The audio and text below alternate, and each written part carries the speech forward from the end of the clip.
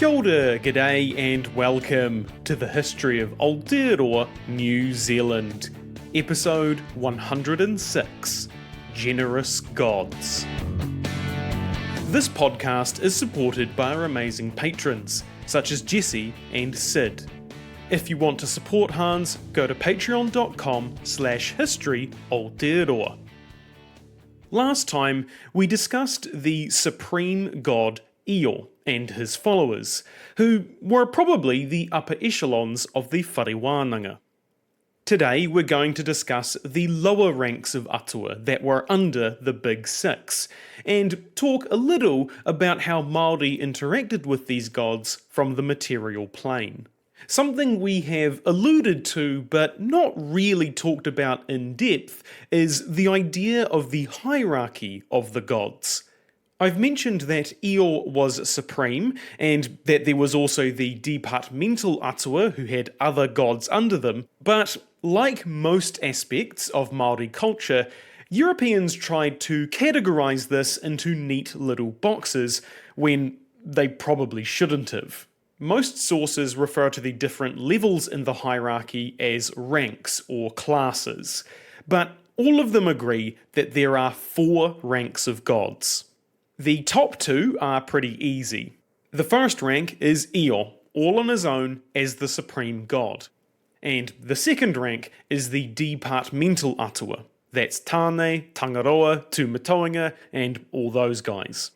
What we've been referring to as the Big Six. Underneath them, in the third rank, is what is called the tribal gods. Uenuku, Maru, and Kahukura, if you're familiar with them. A lot of these gods were invoked during times of war, but there were many that were all about the arts or cultivation. While the third rank had Atua known across multiple hapu and iwi, the fourth rank are the family gods that are restricted to a group of related people, so a whānau or possibly a hapu. This ranking system is probably not how Māori split or viewed their deities, but for our purposes, it does make it easier to chunk out how we talk about them. Just know that it doesn't necessarily reflect reality. What's interesting is that these ranks don't just split the gods based on their relative power to each other, but also by how active they are in the mortal realm. Or perhaps it would be more accurate to say it splits them by how active Māori were in giving them veneration. Io hasn't been heard from in a very long time, and the Big Six don't really involve themselves in earthly affairs, but they do enact punishment on those who break tapu or annoy them. These two also don't have an aria, a sort of earthly divine aspect. Essentially, no one knows what they look like, but there is some writing around Io looking like rays of light across the sky. The other 2 ranks can be seen, or at least mostly perceived, on the mortal plane. The third rank have proper aria like the rainbow or meteors, and are known to be involved in high-level mortal affairs like war. The fourth rank aren't exactly perceived on Earth in the same way, but they can be communicated with more readily than any of the other ranks, and since they are family gods, they tend to be pretty active trying to protect people related to them. The family gods in particular tended to be tipuna, and was a way for ancestors to give advice or influence the outcome of various situations through the people that contacted them. Māori believed that the Big Six don't have a huge amount of interest in the lives of mortals. However, their ancestors, whom they sacrificed to in a similar way to the bigger gods, did have a great interest in ensuring that tapu wasn't broken, as well as ensuring their descendants prosper, so they keep a watchful eye on the living. The spirits of the dead tended to only concern themselves with those they were related to, so every whānau had tūpuna they could call upon to aid them, as well as those who they needed to be wary of should they break tapu. More significant spirits, like those of famous ancestors or great war leaders, were said to look over the whole tribe. In particular, they would help them in battle, helping to direct soldiers, to embolden them, give them strength, as well as give advice or warning to the tohunga present. It wasn't uncommon for younger and less experienced soldiers to get fearful prior to battle, which was said to be a condition of a harmful spirit within them. In such cases, the family tohunga would speak a karakia and request a family spirit to enter the person and expel the evil one. Sometimes the person who had done the rituals to contact the ancestor would go with the taua, the war party, and help out with command on the field of battle, occasionally taking on more of a leadership role than even the rangatira themselves. The fact that these atua were tupuna, or sometimes even deceased children, does somewhat stretch what you might call the traditional definition of the word God, which is what the te reo term atua is normally translated to. Best acknowledges that the term atua is actually used in reference to many different powerful entities, from gods to demons, ghosts, and spirits. I'm not sure how accurate this is in modern parlance, but it was used prior to European arrival to refer to a range of diverse entities that Westerners wouldn't necessarily refer to as gods or deities. That's what Māori called them though, so that's how we are going to refer to them as well. The slight exception to this was the personifications of animals, rocks, trees, natural processes and such were generally called matua, which means parent. Further complicating matters, the big six are sometimes described as tipuna rather than atua. This depended on the context that they were being invoked in though, especially since tu, the atua of war, and tu, the tipuna of man, were considered different aspects of the same god. In addition to the spirits of the dead / atua only being interested in people related to them, or of the tribe they are from, they generally won't extend their protection beyond the bounds of their rohe. Some families would have small carved images in their homes to allow the atua to inhabit them when called upon. These items weren't subjects of veneration themselves, but were more seen as vessels for atua, or as a method of communication with them. So these gods were the ones that most people had experience with, as the main requirement to get in touch with them was being related, as well as knowing the correct ritual or karakia. In other words, to give them a ring, all you had to do was know their number and how to operate a phone. These gods could also watch over their mediums by warning them of danger, tell them prophecies, and otherwise make sure that the human was looked after. Obviously, this protection was somewhat contingent on offerings being made and tapu being respected. As well as people, family atua would guard tapu places, such as burial sites. Sometimes ariā they took on was a lizard, which was associated with disease, decay, and whiro in general, so it was a good deterrent to those who sought shenanigans. Other popular ariā for ancestors are a mantis, hare, gores, kaka, owls, trees, ponds, and all sorts of other things.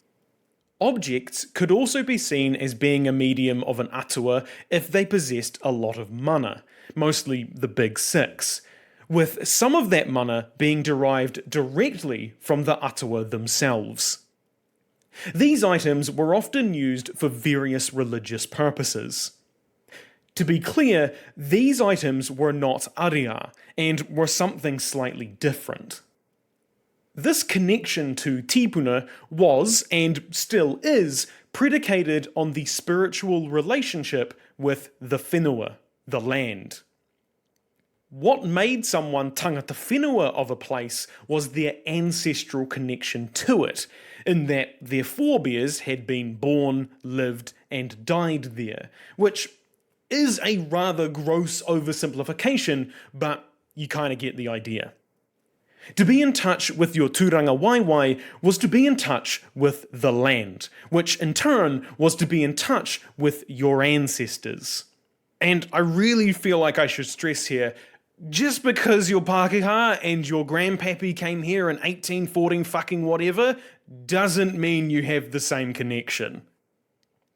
Marae were often named after ancestors. In a sense, the marae meant to signify the body of the person, indicating the importance of both the building and the ancestor.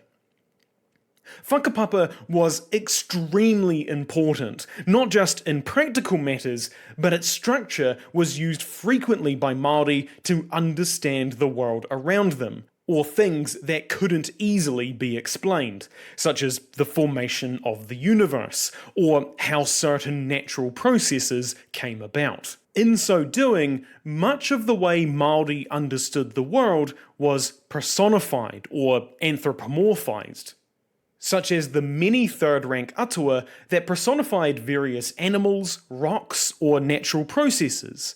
For example, Aotearoa was likely the Milky Way. Punaweko is the father or personification of birds. Te Arawaru is the origin of shellfish. Tamatauria represents lightning, and so on. These gods tend to not be considered the children of Rangi and Papa, either being descended from the Big Six or being created by Io for some sort of purpose, which is most often the case for gods that fulfill some sort of role, like Te Kuwatawatata, who is the guardian of the entrance to Rarohenga. Demons, or evil spirits that cause possession, disease, strife, and things like that, were also considered to be part of the fourth rank. Generally, evil spirits would cause these due to makutu, black magic, which was performed by one individual against another individual, or a person breaking tapu and pissing off a god. One such type of evil spirit was that of a stillborn child. When a child was stillborn, it would need to be buried by a tohunga with special rites, else the spirit would torment the parents by entering an animal and attacking them or pestering them. Best describes one case where a child was buried beneath the roost of a tame kaka, who from then on caused them no end of trouble. Atua Toro, who seemed to fit somewhere between the third and fourth rank, were the spiritual messengers of humans, those sent out to seek information, explore, visit people, or to convey information. In one case, a member of Atua sent his, quote, familiar spirit known as Te Weka, end quote, to do some reconnaissance. Since it came back, it was deemed to be a good sign. You see this a few times where animals are described as being a kaitiaki, guardian of a person, and the person uses them to help with various tasks. Other cases have them acting as guides to people travelling in the form of stars or comets or even meteors that burst overhead to indicate where an enemy force is. Other warnings of danger from an Atua could be something in a dream, thunder, the cry of a bird, a tree falling, or in one case, a star that represented a guardian Atua being in a particular position that indicated danger, warning his people that they were about to be attacked, which they were the next day. Best claims that the taonga who made these observations were mostly just quote-unquote warlocks taking advantage of natural phenomena occurring by claiming it was them who did it. Best also makes an interesting comparison between the ancestor worship of this fourth rank to the veneration and worship of saints in Catholicism, saying that it is also a form of ancestor worship, and in fact are essentially the same as family Atua. Saints are venerated as quote-unquote inferior deities. They are active in human affairs and regularly called upon by humans, which is pretty much what the family Atua are as well.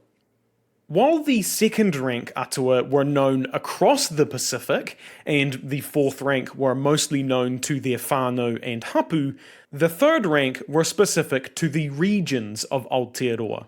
That is to say, people in Te Whanganui Atara wouldn't necessarily share the same third rank gods as people living in Tamaki Makaurau, and certainly wouldn't share them with other Pacific cultures, who likely had other gods that filled a similar niche. Some of these Atua were known to multiple iwi, as some of these gods related to the people from specific waka. Some early European writers thought that the third rank gods were just elevated humans, but that isn't exactly the case. Though some could be described as that, the idea is a bit more complicated. Instead, this rank is mostly filled with personifications of various species, items, or processes in nature. As mentioned, the people who communicated with family gods didn't need too much experience. However, calling up the tribal Atua did require some specialist knowledge that perhaps one or two people in a family might have. Naturally, talking to the departmental gods required even more specialised knowledge and training, and of course Io was reserved only for a select class. One of the natural phenomena that these tribal Atua used as an aria, or perhaps personified, was the rainbow. Rainbows actually have a few personifications, such as kahukura, uenuku, and haere. Each is similar but has specific areas that they tend to be called upon, such as uenuku more being a war god than the other two. In fact, seeing a rainbow behind your taua was seen as an indication that victory would be assured. If seen in front, it was generally a much worse sign. If the taua absolutely must keep going, even if uenuku tells them not to, they must not go under the arch, but make a detour around the rainbow. Kahukura's job was basically as Māori weatherman, particularly in relation to when it would rain. His possibly bigger claim to fame, though, is that he helped guide the Takatimu waka from Hawaii to Aotearoa. Other duties Kahukura has are some influences on the cycle of life and death. He can banish demons and sickness caused by evil spirits, and he acts as a guide to travellers. Haere seems to be three brothers that become rainbows, but Best isn't sure how, if at all, Māori contacted them. It seems that each of these rainbow gods could be described by colours and variation in the rainbow, but Best doesn't elaborate as to what those variations are. It seems he wasn't able to find out. Tupai, another third-rank Atua, is associated with lightning, and, quote, he it is who occasionally slays a man during a thunderstorm, end quote. Other personifications of lightning are Tama Te Uria and Hine Te Uria, the latter being the daughter of Tāne, and known as the Lightning Maid. Hine Kapua, the Cloud Maid, was also a daughter of Tāne, whereas Tama Te Uria was a son of Papa. Mataho is associated with distant lightning. Tāwhaki, who we've talked about previously, is also closely linked with lightning through his footsteps, and to Moriori, he has sometimes been referred to as the Atua of thunder and lightning. Tunui Ataika, along with Maru and Tuhinapo, is a personification associated with the protection of pā and tapu places. These gods were popular in the Bay of Plenty, but both Tunui and Tuhinapo were also said to be guardians of a pā in modern Seatoun in Wellington. When this pa was built, a rock was buried at the base of one of the posts of the wooden wall that went around the settlement. This was the Mauri, basically a place where the gods could reside. Tūnui was also the guardian of Wharekohu, a very tapu cave on Kapiti Island, where the bones of high-ranked individuals were placed. Tūnui was sometimes known as a flying star, which possibly means comets, and was known to be a messenger or to be instructed by tohunga to do various tasks, even going so far as to be sent to kill rangatira. One chief even apparently saw Tūnui as a comet and knew it was coming for him. Generally, comets were seen as bad tohu, and often when one was seen, people would assume someone had died.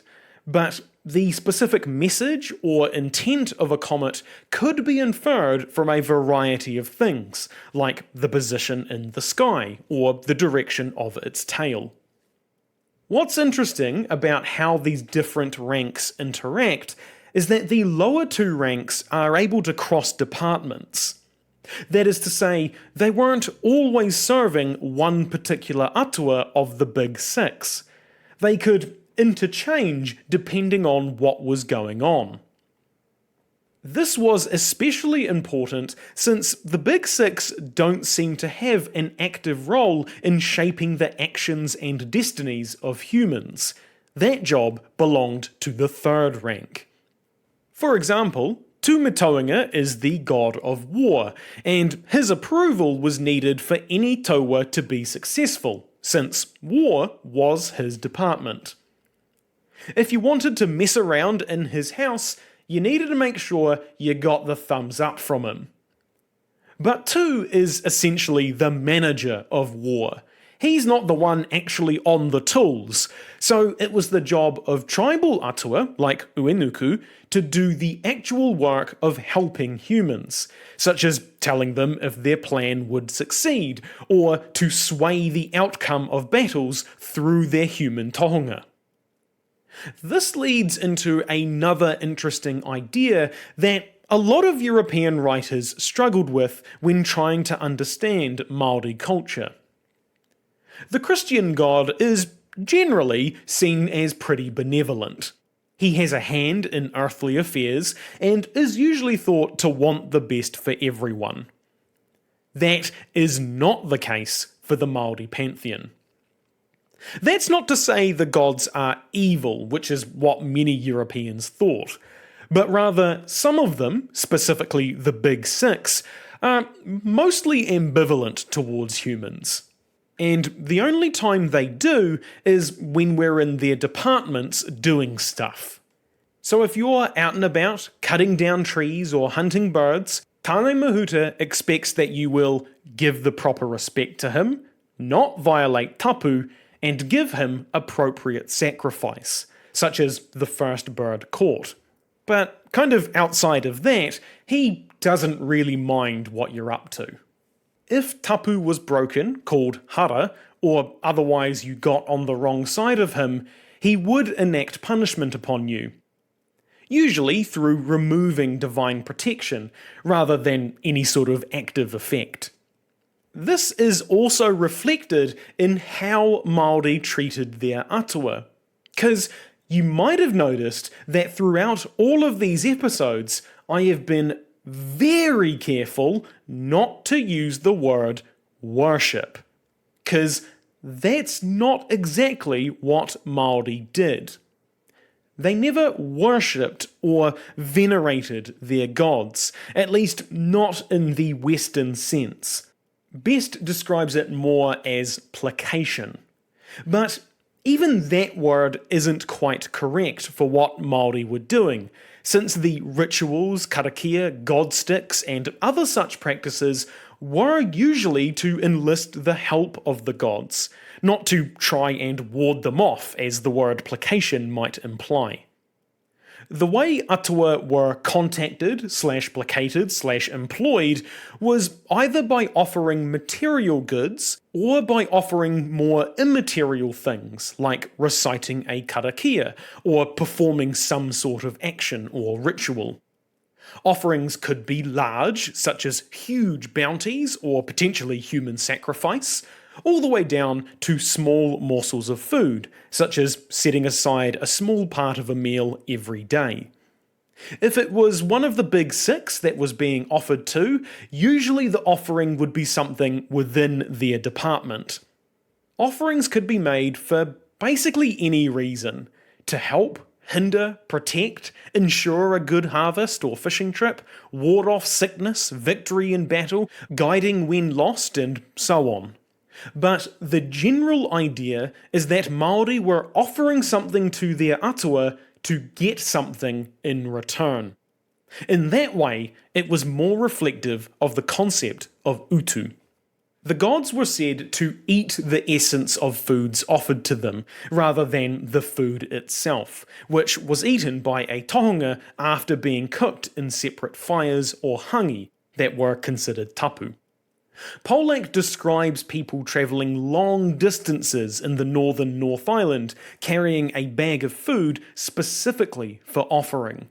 They would tie it in a smaller bag on a tree just before going to sleep in an area, giving it to the local quote-unquote dryads. This was also often done in the morning, and in some cases, if food wasn't available, a lock of hair was used instead. These were offerings to the local atua, probably a 3rd or 4th rank, that looked over the area to ensure that they were properly respected and didn't cause them any issue while travelling, like bad weather. Best describes this as being the whakau rite, which was a common practice when someone was travelling through an area that wasn't their own, and as such they were unfamiliar not just with the terrain, but were also unfamiliar to the gods and spirits of the area. This would ward off any bad things that may want to harm them, and also placate the gods, meaning that they would be protected should they accidentally break tapu unknowingly. Once they returned from their trip, they would need to lift this protection. The whakau rite worked by cooking some food, all travellers eating a portion, and then the rest would be carried on their belt. Interestingly, some gifts were offered to whiro on occasion, which Best finds odd as to why Māori would prostrate before an evil god and not a benevolent one like Io.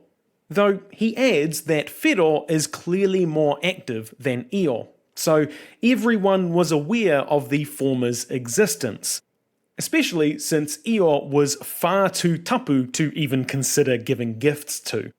It's also unclear whether gifts were being offered to whiro to make him remove disease from someone, or if it was more related to getting him to help with makutu.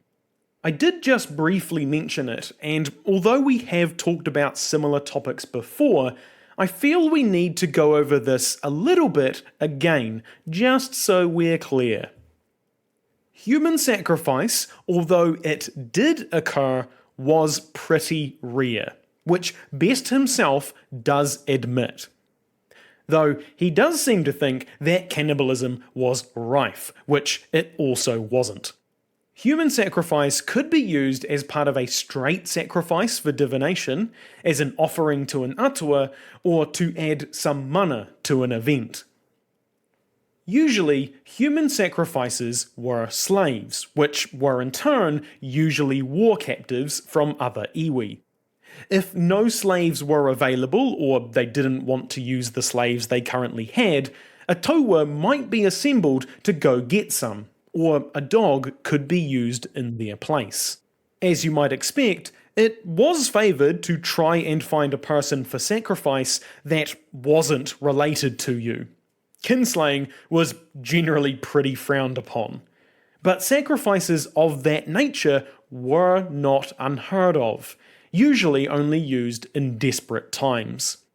Just like the first kumara dug up or the first fish caught, The first kill in battle was dedicated to tūmatoenga, and sometimes combatants would race ahead trying to secure the glory of the first kill in battle.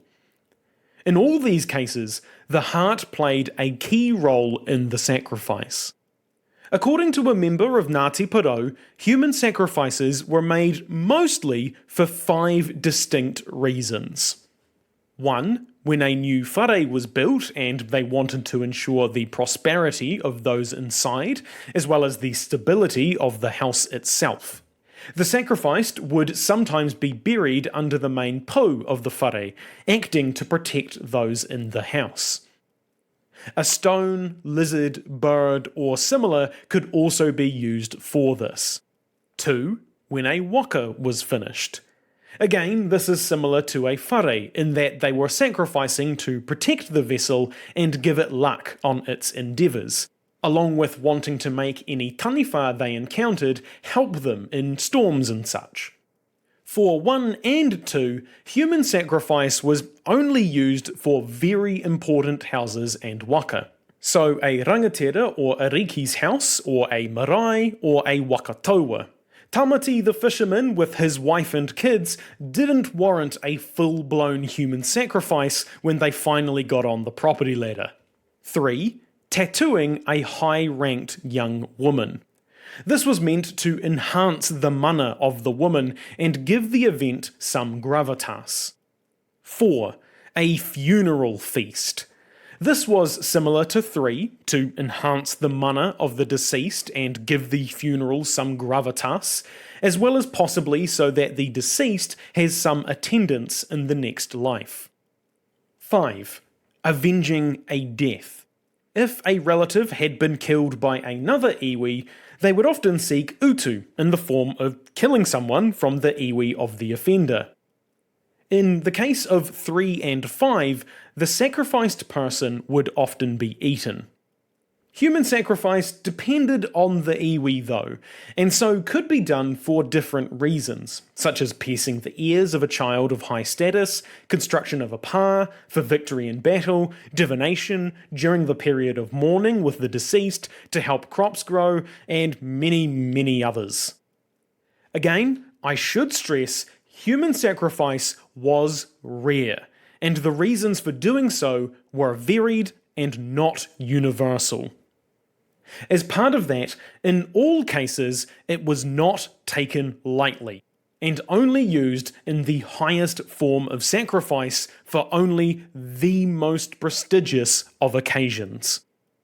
To finish up, I want to talk briefly about some Māori artistic depictions of gods, because what we find is that they didn't tend to make carvings or other depictions of lower Atua, only human ancestors. Carvings of ancestors in marae were often mistaken by Europeans as idols to worship the gods.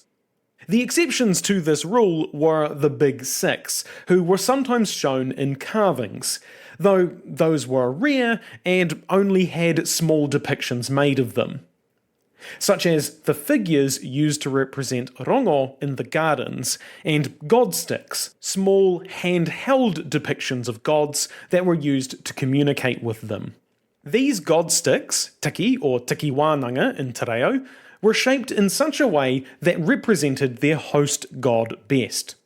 Tūmatoengas were perfectly straight, whereas tāwhirimātias had a corkscrew shape, and Tāne Mahuta was straight with a bend in the middle to represent the growth of trees. These sticks had one rounded end, with the other end being slightly pointed to allow it to be stuck in the ground. By Best's time, there weren't any of these items left, though we do have quite a few of the other kind which represent humans and the 3rd and 4th rank of gods. These had faces on one end, and when not in use, these were kept in papawhakairo, carved boxes. Depending on what the tiki wānanga was being used for, it could have harakeke draped over it with red kaka feathers, human hair or bone attached to it, and be painted with red ochre. These items would be used as vessels to communicate with Atua, usually by way of having them inhabit the god stick, but sometimes if they were travelling, a tohunga's tokotoko would be used as a vessel or communication device to a god instead. Next time, we will look at the practicalities of religion. So far, we've talked about more ethereal matters, but how was religion being practiced on the ground? How did this belief translate into real-world actions of ritual and karakia? What was the tohunga's role in all of this? We will answer these questions and more. If you want to send me feedback, ask a question, suggest a topic, or just have a chinwag, you can find my email and social media on historyaotearoa.com. Aotearoa spelt Aotearoa.